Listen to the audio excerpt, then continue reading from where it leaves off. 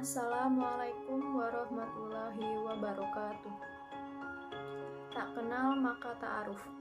Sebelumnya, izinkan saya untuk memperkenalkan diri.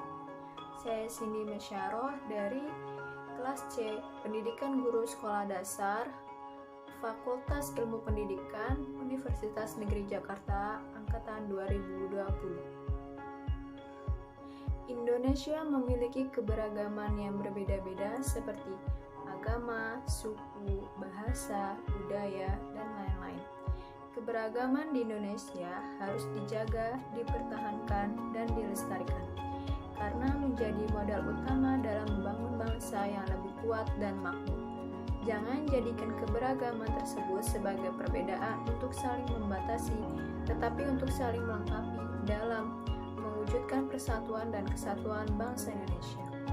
Pancasila yang menautkan perbedaan suku, ras, etnik, agama, budaya, dan geografis dalam satu titik temu atau persetujuan untuk membangun kebinekaan yang tertuang pada setiap sila Pancasila. Dalam sila pertama menjelaskan keberagaman agama, di mana setiap penduduk bebas memeluk agama dan kepercayaannya masing-masing, serta saling menghormati pilihannya. Pada sila pertama, Pancasila memiliki lambang bintang tunggal yang melambangkan cahaya kerohanian yang dipancarkan oleh Tuhan pada setiap manusia. Kemudian, sila kedua mengenai persamaan hak dan kewajiban sebagai warga negara dengan menjunjung tinggi nilai-nilai kemanusiaan. Mengakui adanya persamaan derajat, persamaan hak dan kewajiban asasi setiap manusia tanpa membeda-bedakan. Pada sila kedua, Pancasila memiliki lambang rantai emas yang melambangkan bahwa setiap manusia, laki-laki dan perempuan membutuhkan satu sama lain dan perlu bersatu menjadi kuat seperti sebuah rantai.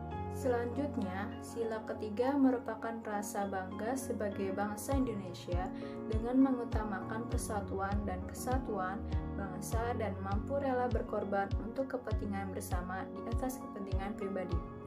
Mengembangkan rasa cinta tanah air dan bangsa dengan melakukan upacara bendera merah putih dengan hikmat dan tertib. Pada sila ketiga Pancasila memiliki lambang pohon beringin yang melambangkan seluruh rakyat Indonesia dapat bernaung di bawah naungan negara Indonesia. Pohon beringin digunakan sebagai simbol Pancasila karena merupakan pohon besar yang dapat meneduhi banyak orang yang di bawahnya. Sila keempat, dengan menghormati perbedaan pandangan, menerima aspirasi dan mengutamakan musyawarah dalam mengambil keputusan serta dijalankan dengan penuh tanggung jawab. Pada sila keempat ini juga tidak boleh memaksakan kehendak kepada orang lain dan menghormati dan menjunjung tinggi setiap keputusan yang dicapai sebagai hasil musyawarah.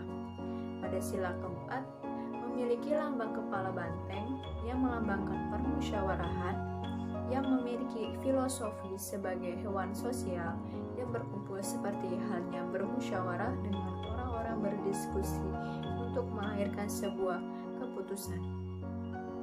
Untuk sila kelima, saling bekerja sama, bekerja keras, gotong royong, dan inovatif dalam mengembangkan usaha bersama dengan semangat tolong-menolong. Berani memperjuangkan keadilan untuk dirinya sendiri dan juga untuk orang lain. Pada sila kelima ini memiliki lambang padi dan kapas yang melambangkan pangan dan sandang yang merupakan syarat pokok kemakmuran kebutuhan dasar setiap manusia, yakni pangan dan papan. Sebagai seorang pelajar, harus memiliki sikap menunjukkan perilaku jujur, disiplin, tanggung jawab, santun, peduli, dan percaya diri sesuai dengan sila-sila Pancasila dalam lambang negara Garuda Pancasila dalam kehidupan sehari-hari. Selanjutnya, saya akan membahas tentang karakteristik mata pelajaran PPKN Sekolah Dasar. Tujuan pendidikan nasional terdapat pada Undang-Undang Nomor 20 Tahun 2003 tentang Sistem Pendidikan Nasional. Di dalam Sistem Pendidikan Nasional itu dirumuskan pendidikan nasional untuk membentuk manusia Indonesia dengan 9 karakteristik.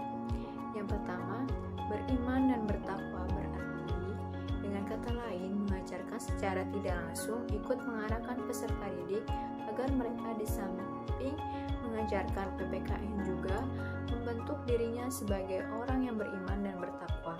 Artinya, tidak boleh guru membiarkan anak Indonesia mengikuti paham komunis yang tidak percaya adanya Tuhan Yang Maha Esa. Yang kedua, berakhlak mulia itu seperti berkarakter, berbudi luhur, bersikap yang baik.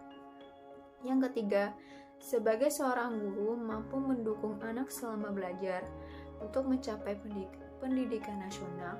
Dalam kondisi sehat, guru wajib menjaga kesehatan baik fisik maupun rohani. Yang keempat, berilmu. Dalam PPKN ini menitipkan kepada seorang guru dari anak tidak tahu hak dan kewajiban menjadi tahu hak dan kewajiban. Dari yang tidak mengenal peraturan perundang-undangan, anak paham peraturan perundang-undangan, dan seterusnya. Yang kelima, cakap. Untuk terampil yang mempunyai keahlian, contohnya seperti bergilir semester sekali menjadi ketua kelas, lalu anak secara bergantian menjadi petugas piket, supaya anak tersebut dapat menata diri dan mempunyai tanggung jawab pada dirinya sendiri. Yang keenam, kreatif itu mempunyai karya.